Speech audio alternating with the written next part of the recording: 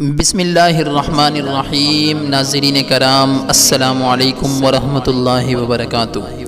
دوستو، آج کی اس نئی ویڈیو میں ہم آپ کے سامنے سورہ کہف کے فضائل کے متعلق آپ صلی اللہ علیہ وسلم کے ارشادات کو بیان فرمائیں گے۔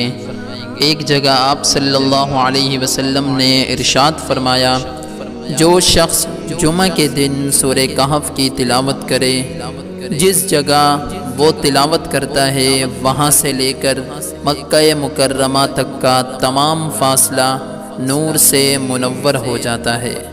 ایک اور جگہ آپ صلی اللہ علیہ وسلم نے ارشاد فرمایا، جو شخص جمعہ کے دن سورہ کہف پڑھتا ہے تو اس کے لیے دوسرے جمعے تک نور جگمگاتا رہتا ہے۔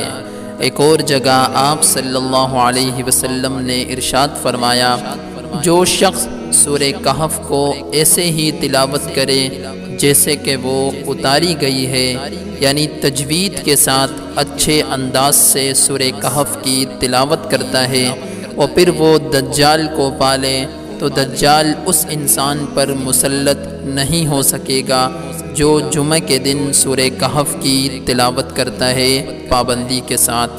دوستو، یہ تین ارشادات آپ صلی اللہ علیہ وسلم کے ہیں سورہ کہف کے متعلق۔ آئیے ہم دعا کرتے ہیں کہ اللہ تعالی ہر جمعہ کو سورہ کہف پڑھنے کی ہمیں بھی توفیق دے، اور دجال کے فتنے سے اللہ تعالی تمام امت مسلمہ کی حفاظت فرمائے۔ السلام علیکم ورحمۃ اللہ وبرکاتہ۔